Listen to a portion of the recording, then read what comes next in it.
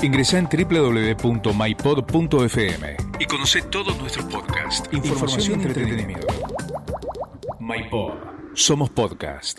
En los últimos años, los jóvenes dieron varias muestras de estar cada vez más comprometidos con el ambiente y con los problemas sociales. La situación actual trajo una mayor reflexión sobre la necesidad de mantener sano el planeta, pero también de mantener saludable al ser humano. Siempre se dijo que los jóvenes son el futuro, pero ¿qué pasa cuando son ellos los que no pueden esperar y tienen la necesidad de actuar ya y deciden levantar la voz ahora? Te lo vamos a contar en este podcast de Innovar Sustentabilidad.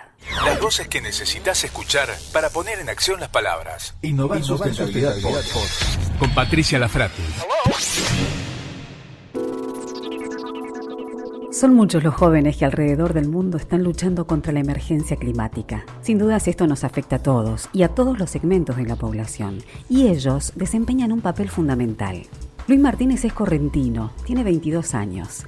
Es oriundo de San Cosme, defensor del cuidado y la preservación del medio ambiente, y es considerado como un referente ambiental que encarna el compromiso de su generación. En el año 2019, el Programa de Medio Ambiente de las Naciones Unidas lo eligió por segundo año consecutivo líder joven ambiental de América Latina por su excepcional lucha por el cuidado y la preservación del medio ambiente. Luis concibe su activismo como un proyecto educativo, donde los chicos son protagonistas y los potenciales promotores de su cambio cultural. Él nos dice lo siguiente. Yo empecé desde los 12 años, cuando dibujaba y pintaba y comenzaba a ver las distintas problemáticas que me tocaba encontrarme cuando me iba a pintar. Entonces decidí que necesitaba hacer algo porque no podía continuar de la misma situación en la cual miles de residuos dañaban al ambiente o eran parte del ambiente. Entonces dije, acá necesita cambiar algo, y quienes necesitamos cambiar no la naturaleza sino el comportamiento humano. Y bueno, comencé mi camino hacia la lucha por el cuidado ambiental, pero sobre todo a concientizar y a educar a la gente para que entienda lo importante que es cuidar nuestro ambiente y sobre todo el daño que generamos a la hora de desechar de manera inadecuada nuestros residuos, y que eso genera un impacto ambiental y que daña actualmente, pero también genera daños a generaciones futuras. ¿Y ahora qué edad tenés, Luis? Yo tengo 22 años ahora. Ah, bien, porque nos contabas que arrancaste a los 12 y ahora tenés 22, o sea que venís con un camino bastante recorrido. Y la pregunta es, y quizá muchos jóvenes nos pueden estar escuchando, ¿dónde empezaste a encontrar esa información? Hoy sabemos que el mundo globalizado nos permite encontrar información hasta inclusive desde el exterior de lo que está pasando, pero vos decís el contacto con la naturaleza. Sos oriundo de Corrientes. Bueno, Sí. ¿Qué pasa con la gente que está alrededor tuyo? Porque son distintas también las problemáticas, y hasta inclusive pensar en alianzas con organismos públicos es muy beneficioso porque se puede crecer a gran escala, pero ¿esto es posible también? Sí, bueno, yo cuando necesitaba información, la información obviamente cuando yo empecé no era tanto, viste, tener un celular como hoy en día, todos tenemos la posibilidad de poder tener un celular a la mano, al alcance. Entonces yo recurría a los libros, a internet, siempre me iba, qué sé yo, a un ciber donde podía obviamente informarme, nutrirme de información, y obviamente y lo demás sacaba desde los libros de biología, de ciencias naturales, donde me podía informar bien. Y entonces a partir de ese momento pude actuar, y obviamente, y así hablando, conociendo, este camino me llevó a conocer a varios profesionales, a biólogos, a científicos, en este camino por la lucha por el ambiente, donde también ellos me enseñaron mucho, me dieron información. Y muy bien vos decís, hoy los organismos también juegan un rol fundamental, y es acá donde yo apunté mucho a las escuelas, porque creo que las generaciones futuras empieza de la escuela, y yo cuando decidí hacer educación ambiental me focalicé en los chicos de jardines, porque los chicos de jardines están en un desarrollo de aprendizaje donde son una esponja que absorben información. Entonces decidí focalizarme en ellos, pero no solo en ellos, sino en todo tipo de edades de chicos y de personas, y para poder transmitirle el conocimiento que yo tenía y sobre todo a conectarle con la naturaleza. Y es así donde empezó Ecoescuela, que es un proyecto que yo llevo cada año a todas las escuelas, donde hacemos distintos talleres de plantación de árboles, germinaciones de semillas de especies nativas, hasta huertas en las escuelas. Luego llevamos también, obviamente, actividades al aire libre y actividades, obviamente, al barrio que rodea las escuelas, explicándole a los vecinos lo importante que es cuidar el ambiente y lo importante que es fomentar el cuidado de los árboles que, obviamente, plantamos alrededor de la escuela. Ahora, Luis, ¿qué son las bombas de semillas? Eso nació hace 2 años atrás, viendo también las problemáticas que había con los animales, que cada año son obviamente los principales afectados por los estruendos, por la pirotecnia, no solo los animales, sino también las personas con autismo. Entonces decidimos hacer bombas de semilla, que son con semillas de especies nativas, que lo hicimos el primer año, y luego el año pasado lo hicimos con vegetaciones, o sea, con verduras y esas cosas para la huerta que nos pidieron muchísimo la gente. Entonces quisimos hacer eso, bombas de semilla que la gente pueda plantar en su casa o pueda plantarlo en familia. Y el objetivo fundamental de esta campaña es concientizar sobre el no uso de las pirotecnias, y sobre todo también conectarnos con la naturaleza y obviamente fomentando desde ya las especies nativas y también conectarnos con las huertas, aprender a cultivar nuestros propios alimentos de manera orgánica, sin ningún tipo de agroquímico o tóxico. Entonces la gente aprende a valorar. Perfecto, qué maravilla. Bueno, esperemos también poder tenerlo aquí en la ciudad de Buenos Aires para promover de la misma manera que vos promovés. Y la pregunta que quiero hacerte ahora está relacionada en principio con cómo ves que la gente está asumiendo este rol más activista del cuidado con la naturaleza. ¿Y qué te pasa con las empresas, ¿no? ¿Cómo ayudan, colaboran, son más conscientes, responsables? Creo que la gente está entendiendo muchísimo en los temas ambientales, que es importante obviamente hoy estar más aliado con la naturaleza, y es acá donde las empresas también entran, que las empresas hoy tienen que generar producciones sustentables y que obviamente que la producción no sea una amenaza para la naturaleza, sino que ambos puedan trabajar a la par, puedan desarrollar productos de manera amigable con el ambiente y que no genere daño. Entonces creo que hoy cuando hablamos de conservación, creo que la gente comienza a pensar muchísimo, y creo que hay muchas empresas que tienen que modificar su forma de producción, así como la ganadería y entre otras cosas. Creo que se tienen que ir modificando. Creo que ya tenemos que ir pensando en un nuevo modelo sustentable, en una nueva producción más amigable con la naturaleza.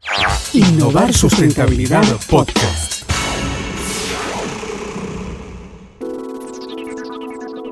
Ya no hay dudas, la juventud está movilizada y unida en la lucha por un mundo más justo, en todo sentido. En estos tiempos surge una juventud innovadora, activista, con diversas iniciativas. Jerónimo Batista Bucher es un joven científico, argentino, que creó un vaso biodegradable compuesto de algas con el objetivo de reemplazar los descartables y evitar la acumulación de plástico. Fue elegido por el Instituto Tecnológico de Massachusetts y por la Universidad de Harvard como uno de los 100 líderes jóvenes del futuro.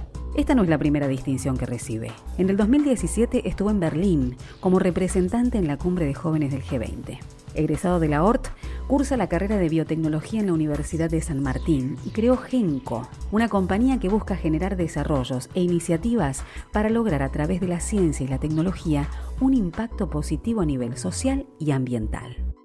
De algún modo, la iniciativa Sorui es un proyecto que surge abordando un problema ambiental de contaminación plástica específicamente. Es una alternativa al uso de los vasos de plástico descartables que a través de máquinas que producen y dispensan vasos biodegradables que se descomponen en menos de 2 semanas, justamente lo que brinda es esa funcionalidad actual, pero evitando el impacto ambiental del residuo que se tiene hoy en día. Ajá. ¿Y cómo fue el proceso para llegar a encontrar este material y para entender que esto se podía también transformar en un vaso que, como vos decís, se disuelve en 2 semanas? Sí, inicialmente, fue empezar a dimensionar o a conocer sobre el problema. Yo estaba en la escuela secundaria cuando arranqué el proyecto y era ver todos los días el uso de los vasos, por ejemplo, en los dispensers de agua, y bueno, los chicos sacaban un vaso, tomaban un trago de agua, lo tiraban, todos los días terminaban los tachos de basura al lado de los dispensers, rebalsando de vasos. Y bueno, eso fue como un disparador que me hizo empezar como a estimar, por ejemplo, que en la escuela se estaban tirando más de 600 kilos de plástico todos los años solamente por el uso de vasos descartables, y eso escala exponencialmente a nivel mundial. En Argentina nomás tiramos más de 1.000 millones de vasos todos los años. Entonces, pensando en eso y sobre todo pensando en el material, ¿no? Por el hecho de que es un material tan funcional, tan versátil, que va a durar tantísimo tiempo y lo empleamos realmente de forma tan efímera. La cuestión era poder encontrar otro que se adaptara mejor a esos requerimientos, hacer algo impermeable, a poder contener una bebida, pero que después no generara esta contaminación. Entonces empecé a buscar alternativas, empecé a hacer pruebas, al principio de forma muy artesanal, probando, yendo a conseguir materiales a farmacias, a dietéticas, a químicas, y después, bueno, una vez que se fue empezando a dar con los extractos de algas, a partir de eso la cuestión fue pensar de qué forma se puede producir eso para tenerlo a disposición en cualquiera de estos contextos donde se usan habitualmente. Ujú. ¿Y cuál es el proceso de transformación? Digo, ¿cómo se inicia esa alga? ¿Cómo empezamos por el paso número 1 para que después sea un vaso? Sí, bueno, en sí a la máquina lo que se le carga es un cartucho que se recarga con la mezcla, es decir, con el insumo, con extractos de algas. Las mismas, digamos, son de origen marino, se producen, se cultivan internacionalmente, es algo que se utiliza en distintas industrias, y a partir de eso justamente es utilizar eso como materia prima en las máquinas, que lo que hacen es poder activar ese material y poder consolidarlo dándole la forma de un vaso, y a partir de eso es que, bueno, se logra pasar de ese material a algo realmente muy biodegradable que esto que decía, en pocas semanas se empieza a descomponer por el hecho de que tiene una componente muy alta de agua también. Entonces, cuando eso queda en contacto con los microorganismos o el entorno, uno lo deja en la tierra o lo pone a compostar, lo que fuera, los propios microorganismos empiezan a consumir esa estructura, y el agua que estaba ahí se volatiliza, vuelve a la tierra, y por eso es tan acelerado ese proceso. Y si hablamos de cantidades, ¿se puede producir alta cantidad de vasos, por ejemplo? Sí, en sí está, digamos, se producen a disposición de lo que precisan los usuarios a demanda en el entorno donde se utilizan, que puede ser en un lugar de comida, en una oficina, en un lugar de eventos, en cualquier tipo de entorno. Justamente la idea es poder tenerlos a disposición ahí. Claro, perfecto. Si se pudieron hacer vasos, ¿se pueden hacer otro tipo de materiales como por ejemplo botellas, que también las botellas plásticas son un gran problema? Bueno, en este caso en sí está pensado bien específicamente para los vasos, es decir, para primeramente las características mecánicas que tiene y para el contexto donde se utilizan, y Bien. para justamente cómo está concebido el ciclo de vida de ese producto, ¿no? Que habitualmente es algo que a partir de materiales no renovables, es decir, derivados del petróleo, se generan estos productos que se usan muchas veces para apenas segundos, minutos, y Claro, después se tiran. Y claro. entonces, bueno, la cuestión es poder, la parte de funcionalidad que se requiere ahí, poder emularla, pero todo el resto no. Es Ujú. decir, el plástico habitualmente, esto que decía, dura cientos de años, en realidad nunca se va a poder biodegradar, sino que se va fraccionando, se va fragmentando, se va partiendo con el tiempo, va conformando microplástico, y el problema no se resuelve, sino que hasta empeora, porque seguimos acumulando cantidades abismales de plástico que van a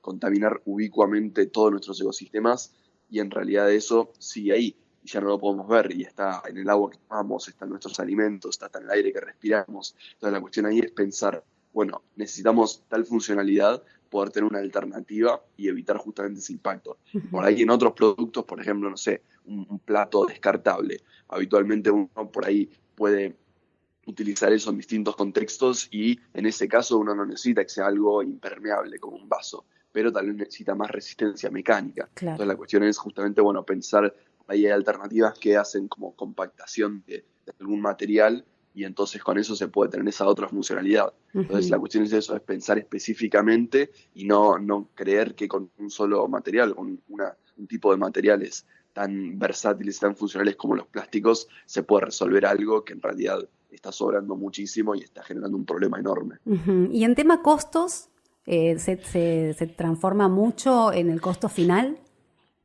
Bueno, en este caso, ese fue un parámetro fundamental para seguir avanzando con el desarrollo, por el hecho de que, bueno, cuando empecé a trabajar las estimaciones para pensar la factibilidad económica, el hecho de que cada vaso tenga un costo que está en el mismo rango de valores comerciales que los vasos de plástico y se utilizan habitualmente, fue algo fundamental para pensar, no hay una barrera de adopción en ese caso para poder adoptar esta alternativa. Jero, ¿cuántos años tenés ahora vos? 22.